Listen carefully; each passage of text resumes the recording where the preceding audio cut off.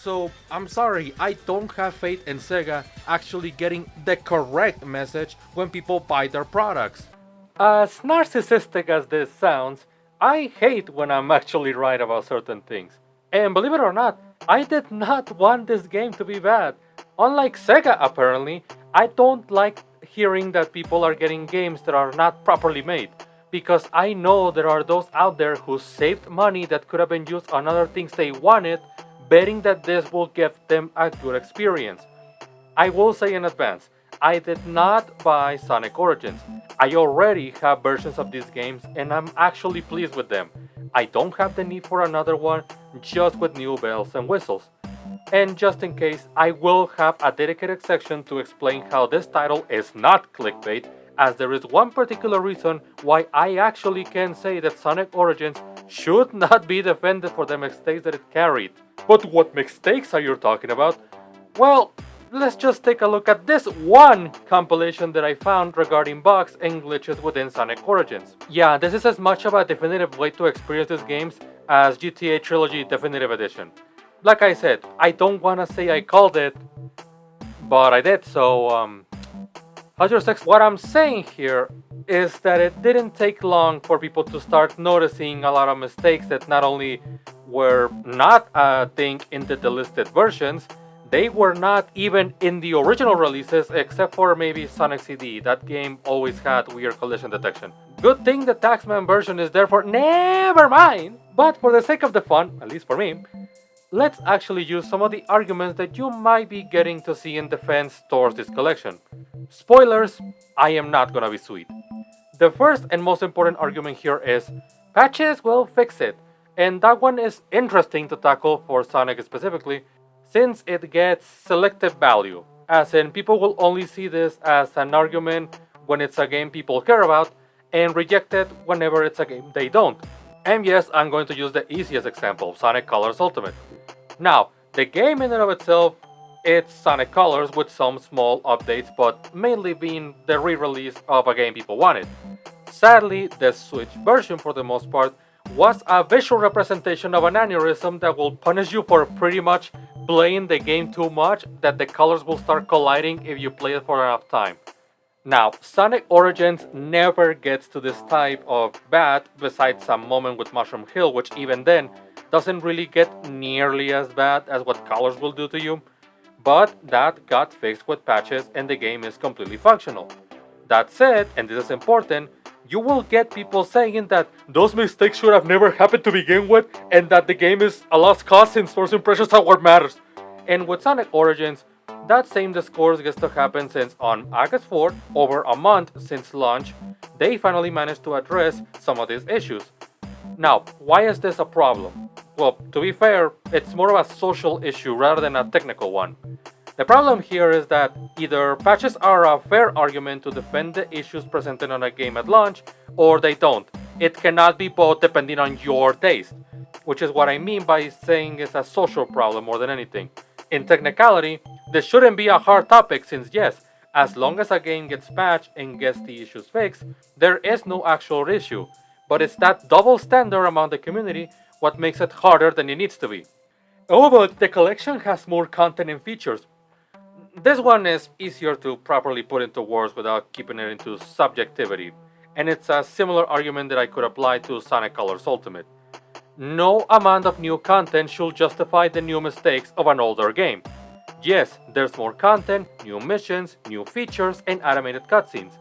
But I do not think it's quite the hot take to say that a buggy version of a game running at full HD and 60 frames per second is not actually that much better than the standard version running functionally at 30. I don't care if the glitches look prettier than they will look on previous versions. The previous versions didn't have them at all.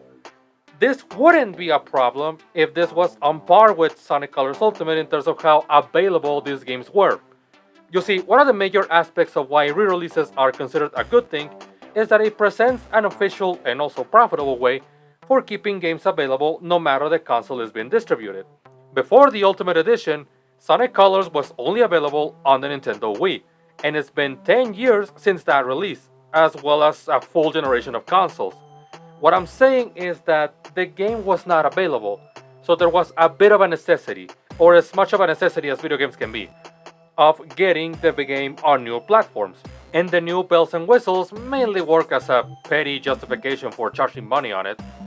The same cannot be said about Sonic Origins because you were able to get these games on previous and still functional methods. Sonic 1, 2, 3, and Knuckles, as well as Sonic CD, are games that you could totally obtain through the Xbox Live Arcade, the PlayStation Store, Steam. The first two games are fully available on Switch, as well as the many Sega collections that can be found on multiple platforms. You get the idea.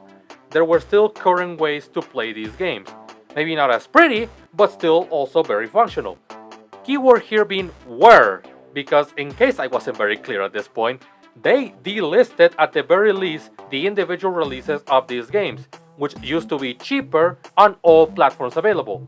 But as I said in the previous video, it seems that Sega knew very well that Sonic Origins wasn't gonna be able to live up to the expectations, so in order to make sure possible newcomers would get this collection, my problem here is with the fact that Sonic Origins is somehow both better and worse than those original releases. That's a problem. Getting a collection that's supposed to be superior and as such more valuable should not have mixed results. And yes, I go at Sega specifically because they're the publishers. They're the ones that for any reason you can think of decide at the end of the day when should a project be out for the public. There might be reasons out of their control or reasons that they do control. We don't know. That said, speaking in the concept of making a project, I'm pretty sure there needs to be some form of quality control when it comes to how well crafted is the product you're selling before you're getting out for sale. And even if we went into the argument that maybe Sonic Origins was rushed for the sake of being released around Sonic's anniversary, I'm pretty sure the company still had some filters before pushing for the release. How do I know that? Well, because the developer said it. And trust me, the story gets worse the more you learn. This is frustrating, you got that right. I won't lie and say that there were not issues in what we gave to Sega, but what is in Sonic Origins is also not what we turned in. Integration introduced some wild bugs that conventional logic will have one believe were our responsibility. A lot of them are not. Regarding Sonic Origins, we were outsiders creating a separate project that was then wrangled into something entirely different. We knew going in that there will be major time crunch, and we work ourselves into the ground to meet it just so this will even be made and released.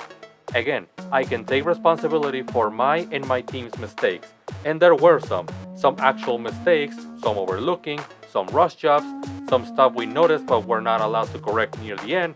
It's absolutely not perfect, and some of it is from us. It's complicated. I'm extremely proud of my team for their performance under such pressure, but every one of us is very unhappy about the state of Origins and even the Sonic 3 component.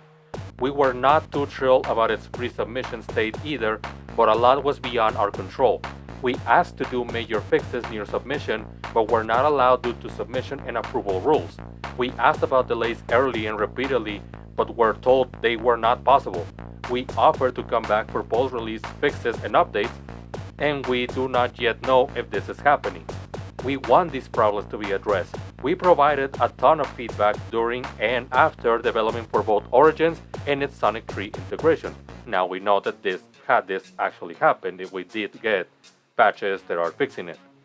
We've done a good chunk of work after our work term was over to fix things, support Sega, and to prepare the future updates.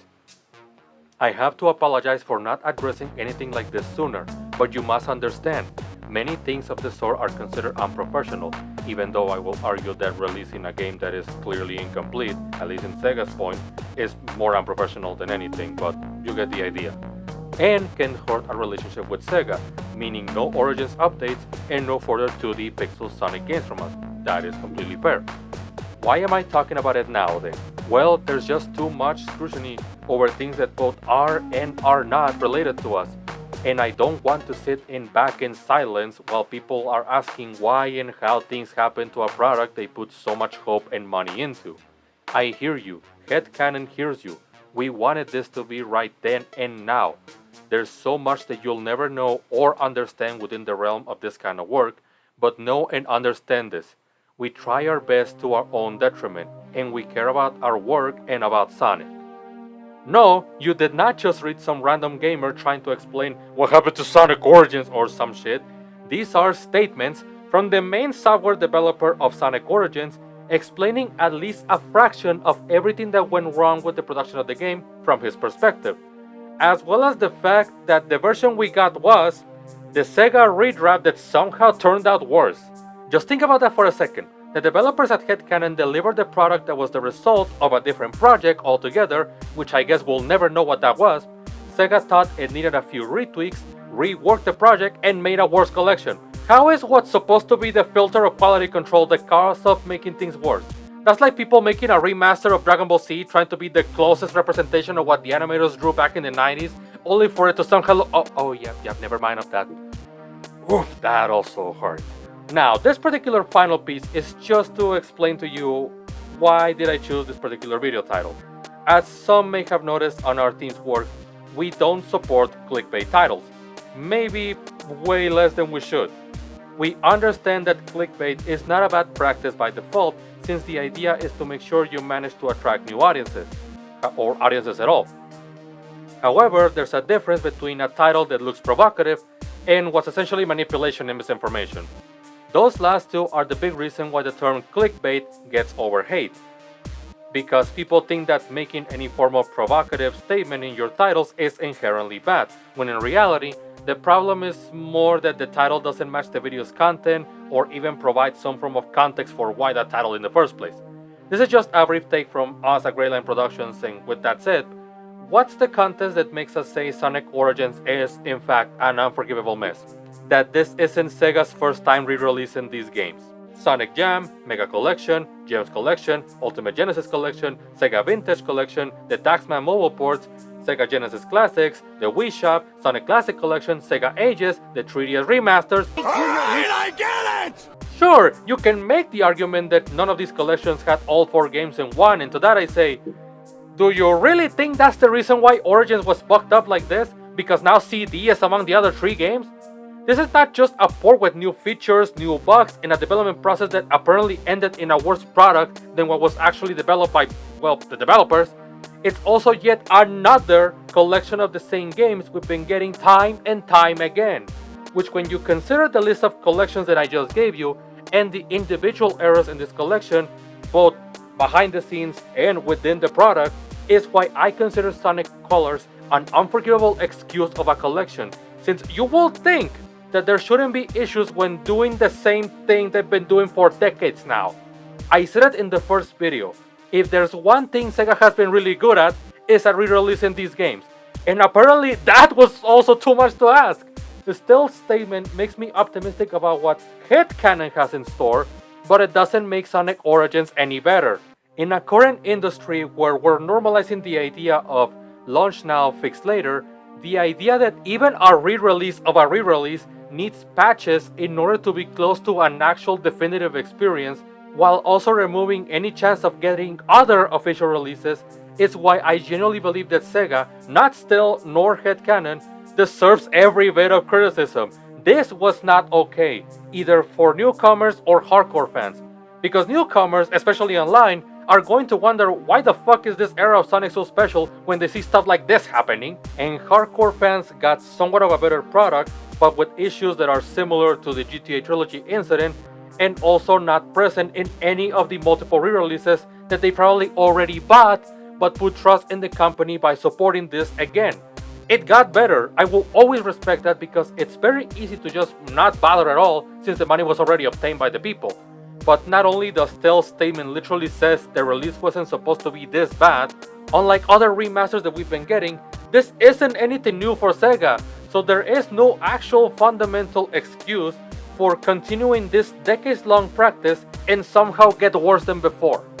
As always when it comes to this topic, I'm of the idea of speaking with your wallet, but also speaking for yourself, which is why I don't want nor expect anybody to come out of this video with any change of what you should spend your money on, and let alone how. At most, I want you to understand that despite gaming being a form of entertainment first and foremost, it's still a product we all consume with some expectation of quality, you know? And that this kind of stuff should not be given a pass, so companies realize we're not actually brain-dead money givers. that don't deserve a functional, adequate product. If anything, if you actually bought this collection, I hope you're more vocal than me, while also still being respectful about it, and knowing who is the one you should actually talk to. Thanks for listening.